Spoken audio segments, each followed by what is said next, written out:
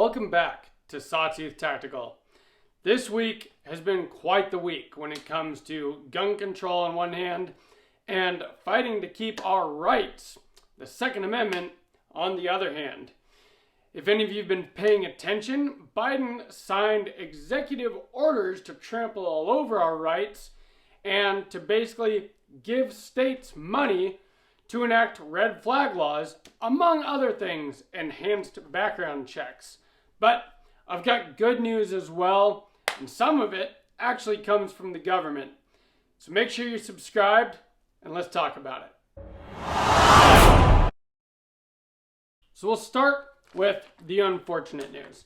Like I said, executive orders, because Joe Biden, the most anti-gun president we've probably ever had, at least in my lifetime that I can remember, is trying to do everything that he can to take away our Second Amendment rights. He would like it if no American was allowed to own any firearms. That's what he's going for. And he's trying to chip away at it piece by piece, but he's trying to take big pieces at a time.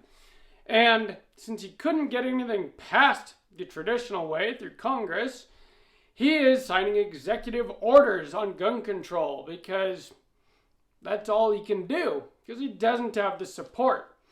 But luckily, there are some things working for us. So his proposed his proposed budget for this fiscal year has $1.9 billion with a B dollars for the ATF. And that's for increased regulation of the firearms industry and implementation of the Bipartisan Safer Communities Act. It also includes another $51 million for the FBI to support continued implementation of enhanced background checks. Now, it's not exactly clear what enhanced background checks are yet at this point, but I guess we will find out. That is a lot of money for the ATF and for the FBI in order to help the ATF. Luckily, it has to go through Congress, and the House of Representatives controls the budget. And so he might see some hurdles there, which is a good thing. Now, speaking of the House of Representatives, they had, let me look at my notes here so I get it right. But they had a panel, it was a subcommittee, the House Committee on Oversight and Accountability. And if you guys paid attention on Thursday, they had a committee meeting. What did they call it? They called it ATF's Assault on the Second Amendment. When is enough enough? And I watched a lot of that meeting. And a lot of it was awesome. Some of it, whenever I heard any of the pro-gun control people talk, it was absolutely infuriating because they just don't know what they're talking about. I don't know if you guys watched any of that, but if you did, you know what I'm talking about. But they did have a pretty decent panel. They had 4 people. One of them was Rob Wilcox, Federal Director for Everytown for Gun Safety. He was the guy that's basically against us. And hearing him speak, like I said, was infuriating. You know, he brought up pistol braces, which was a large part of what this whole thing was about. And, you know, they've been used in like 2 shootings. And so they made a big deal about that. Despite 40 million of them being out there and not being used in any violent encounters whatsoever. But besides him, we also had Alex Bosco. Alex Bosco is the guy that invented the pistol brace. He is the CEO of SB Tactical. I guess my SB Tactical sticker's covered up right now. But SB Tactical makes the most popular pistol braces on the market. If you guys have been following along, you know that I own a few of those. They also had Amy Swear, Senior Legal Fellow at the Heritage Foundation, and Matthew Larossier, who's a partner at the Zerme-Larossier Law Group, and he is also an adjunct scholar of law and policy for the Second Amendment Foundation, and he's awesome. This guy knows his stuff, and so does Alex Bosco. the inventor of the pistol stabilizing brace. And so do some of the people in Congress. Luckily, Matt Gaetz. Some of these guys had great things to say. They do actually kind of get it.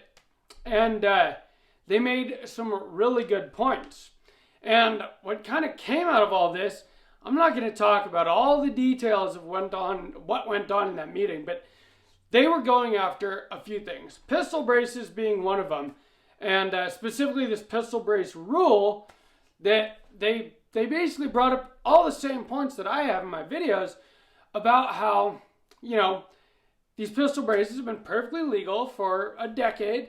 And then all of a sudden, the ATF wants to make everyone either felons or have to register their firearms with pistol braces. And what did they call it? It was great. I've got all these notes here, but they called it a gun registration and confiscation scheme, which is exactly what I've been saying that it is. And so they made all of the right points, which was really awesome to see.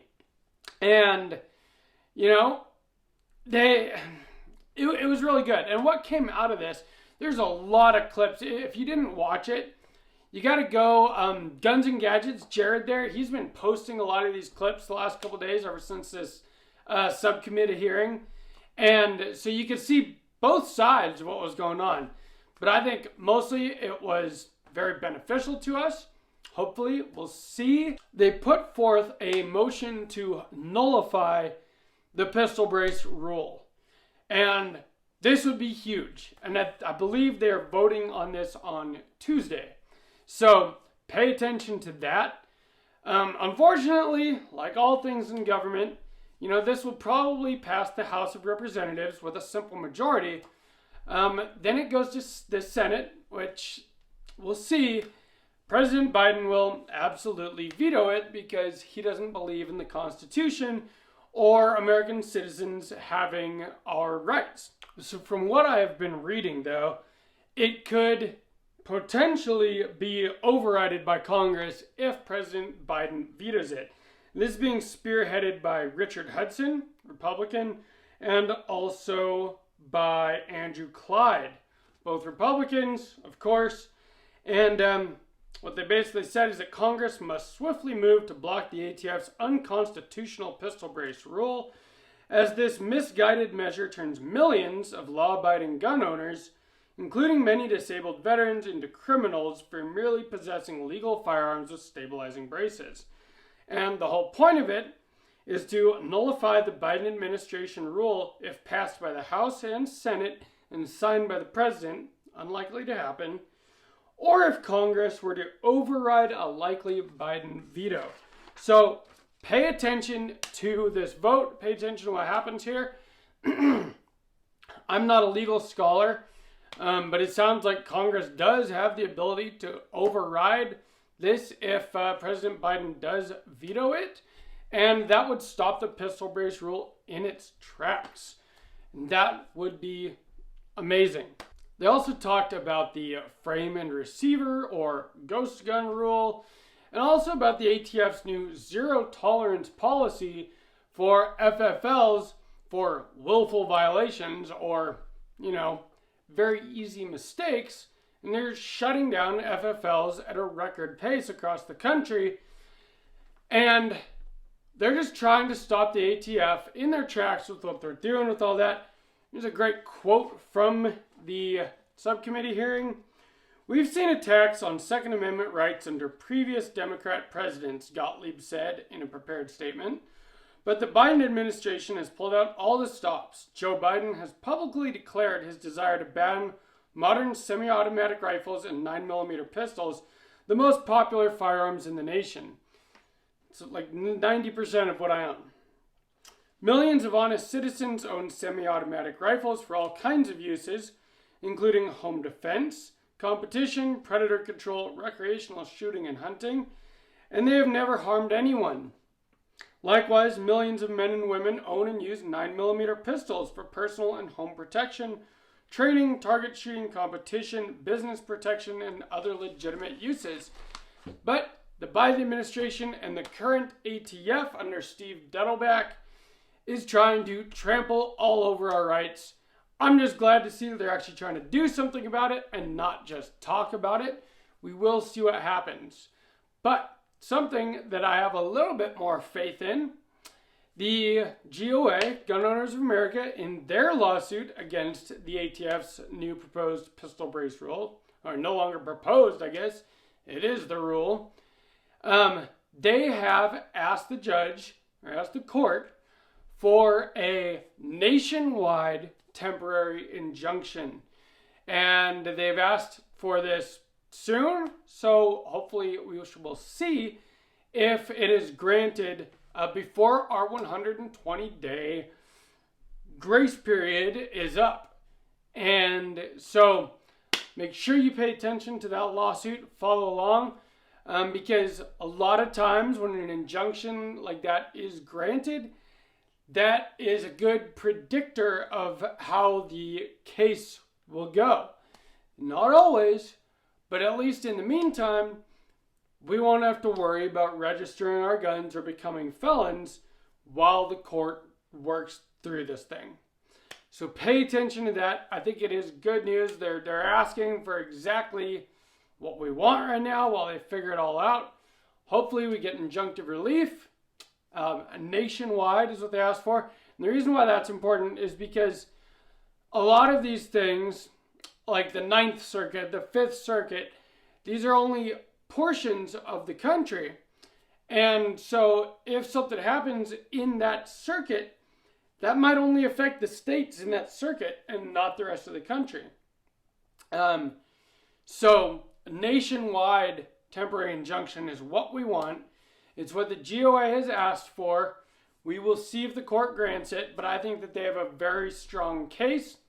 I know I do have a bit of a bias, obviously, but I don't see how any rational judge in the world can look at this case and uphold the ATF's pistol brace rule. So hopefully we get that.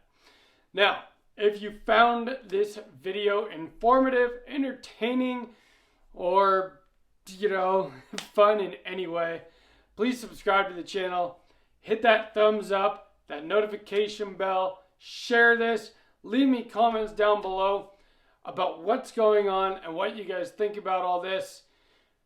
Hopefully, we see the ATF get reined in a little bit. If not by Congress, then by some of these lawsuits. And hopefully this pistol brace goes away, this pistol brace rule, and among other things that they're trying to do.